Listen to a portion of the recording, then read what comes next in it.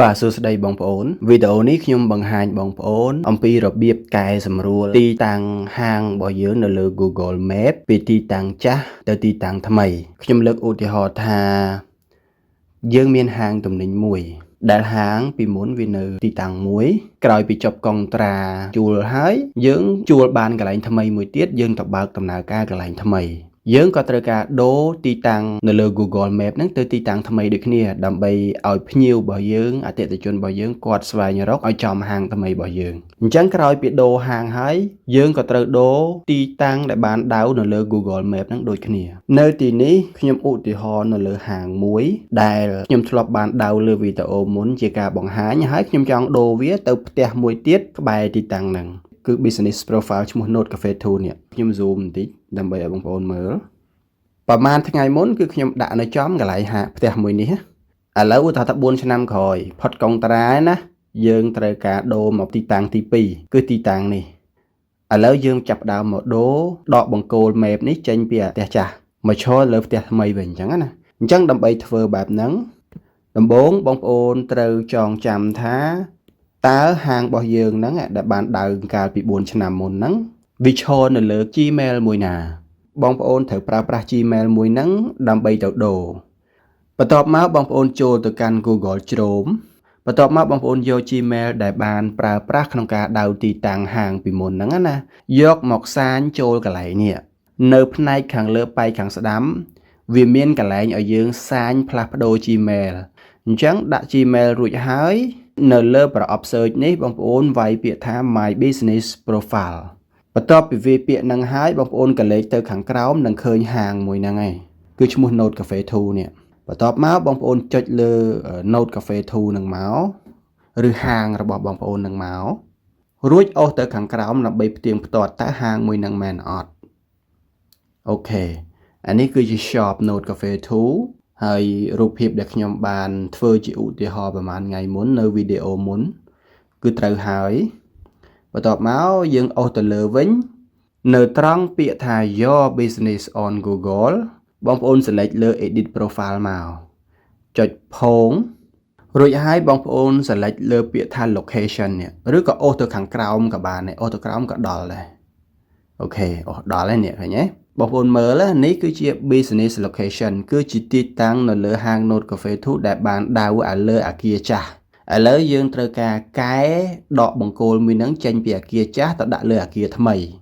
អញ្ចឹងបងប្អូនចុចលើសញ្ញា Big Edit នេះមកចុចផាច់ហើយអូសទៅខាងក្រៅមកអូខេបន្ទាប់មកទៀតបងប្អូនចុចលើពី Adjust ចុចផាច់អូខេរួចហើយបងប្អូន zoom វាទៅខ្ញុំសូមបញ្ជាក់បងប្អូនថាកន្លែងនេះវាមានពីរបែបពេលដែលយើងចាប់ដើម zoom ណាបងប្អូនគឺពេលហ្នឹងវាផ្លាតចេញពីទីតាំងដែលជាទីតាំងដើមមកវាផ្លាតហើយផ្លាតឡាតអញ៉ៃពេលហ្នឹងរបៀបដៅឲ្យចំទីតាំងថ្មីវាមានពីររបៀបបងប្អូនប្រើប្រាស់របៀបនៃការផ្ទៀងផ្ទាត់លាយការស្មានឧទាហរណ៍ខ្ញុំឧទាហរណ៍ណាយើងចូលមកលើ Google Map វិញបងប្អូនមើលអានេះគឺជាទីតាំង Note Cafe 2 នៅលើអគារចាស់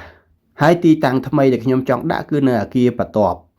អញ្ចឹងមានន័យថាខ្ញុំត្រូវដកបង្គោលចេញពីកន្លែងហ្នឹងមកដាក់កន្លែងនេះអញ្ចឹងដើម្បីដឹងថាដកពីកន្លែងណាទៅដាក់កន្លែងណាខ្ញុំត្រូវស្គាល់អាទីតាំងមួយនេះនៅត្រង់ចំណុចកន្លែងដែលយើងអាចចាស់ហ្នឹងតើវានៅកន្លែងណាដែរបងប្អូនអញ្ចឹងបងប្អូនប្រើមេដៃទាំងពីរមកដំបូងរកទីតាំងមួយហ្នឹងឲ្យឃើញសិនទីតាំងមួយហ្នឹងបងប្អូនព្យាយាមផ្ទៀងផ្ទាត់គឺនេះករណីខ្ញុំនេះគឺវានៅកន្លែងហ្នឹង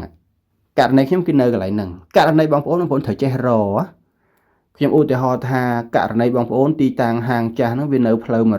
138រួចហើយវានៅកាច់ជ្រុងនេះកន្លែងនេះអញ្ចឹងបងប្អូនត្រូវរៀនរកអាកន្លែងហ្នឹងនៅលើអាប្លង់តូចមួយហ្នឹងនេះគឺនៅម្លុកនេះអញ្ចឹងហើយអញ្ចឹងការ point location តាមរបៀបទី1ហ្នឹងគឺជាទម្រង់ស្មានព្រាវអត់សូវមានភាពសក្រិតទេតែបងប្អូន point អត់ចំអាគារថ្មីទេគឺបងប្អូនដាក់ទីតាំងខុសហើយអញ្ចឹងករណីខ្ញុំនេះគឺអាគារចាស់នៅឡើយនេះអញ្ចឹងករណីនេះវានៅគៀកគ្នាដល់ពេលវានៅគៀកគ្នាខ្ញុំគ្រាន់តែងាកវាបន្តិចមកគឺចំទីតាំងថ្មីហើយពេលហ្នឹងទោះបីជាទីតាំងខ្ញុំមិនបានឈរនៅចំកន្លែងហ្នឹងក៏វាចំដែរ ប៉ុ ប៉ុន្តែករណីនេះมันអាចអនុវត្តក្នុងករណីបងប្អូនដូរពីទីតាំងមួយទៅទីតាំងមួយទៀតដែលវាមានចម្ងាយឆ្ងាយហើយមានទីតាំងភូមិសាស្ត្រស្មុគស្មាញពេលហ្នឹងខ្ញុំអត់ recommend ឲ្យបងប្អូនប្រើវិធីសាស្ត្រទី1ទេខ្ញុំ recommend ឲ្យបងប្អូនប្រើវិធីសាស្ត្រទី2គឺបងប្អូនត្រូវទៅឲ្យដល់ទីតាំងបងប្អូនត្រូវជិះទៅដល់ទីតាំងមួយហ្នឹងរួចហើយបងប្អូនឈរឲ្យចំពីមុខទ្វាររួចហើយបងប្អូនចុចសញ្ញានេះចុចភងពេលហ្នឹងយើងឈរនៅកន្លែងណាអាចចំណុច point នេះបង្គោលពណ៌ក្រហមហ្នឹងវានឹងរត់ដេញទៅចំជើងរបស់យើងហ្មងពេលហ្នឹងគឺភាពសុក្រិត 100% បងប្អូនមិនបាច់បារម្ភរឿងផ្ទៀងផ្ទាត់ច្រើនទេអញ្ចឹងខ្ញុំ recommend នៅពេលដែលបងប្អូនដូរពីទីតាំងចាស់ទៅទីតាំងថ្មីមុននឹងចូលមកអា block adjustment information location នេះគឺបងប្អូនត្រូវទៅឈរឲ្យដល់ទីតាំងថ្មីសិនឈរឲ្យចំកន្លែងហ្នឹងសិនហើយបងប្អូនត្រូវធានាថាអ៊ីនធឺណិតរបស់បងប្អូនគឺដើរលឿនអត់ស្ទក់អត់យឺតអីទេបើមិនចឹងទេវាអាចខុសឬជ្រៀកធ្វើឲ្យអតិថិជនគាត់ស្វែងរកលើ map ហ្នឹងមានភាពលំអៀងអញ្ចឹងគឺជាចំណុចដែលខ្ញុំចង់ recommend គឺបងប្អូនត្រូវទៅដល់ទីតាំងហើយចាំចូលមកកន្លែងនេះណាបងប្អូនគ្រាន់តែឈរឲ្យចំកន្លែងណាដែលបងប្អូនចង់ដៅទៅទោះបីអាបកូលក្រហមនឹងវានៅកន្លែងណាក៏វារត់មកចំជើងរបស់យើងដែរចាំមើលចុចអានេះភងចុចអាសញ្ញានេះមកផាច់ឃើញទេវារត់មកហើយវារត់មកចំជើងយើងហ្មងហើយបន្ទាប់មកបងប្អូនចុចពាក្យ save មកពេលហ្នឹងជាការស្រេចប្រហែលជា10នាទីអីក្រុមហ៊ុន Google នឹងធ្វើការ feedback វិញហើយវាចេញពាក្យ pending ណាហើយមានបញ្ហាអីវានឹង alert មកយើងហើយឲ្យតែទីតាំងថ្មីរបស់យើងនឹងគឺជាទីតាំងដែលអត់មានជាន់របស់អ្នកណា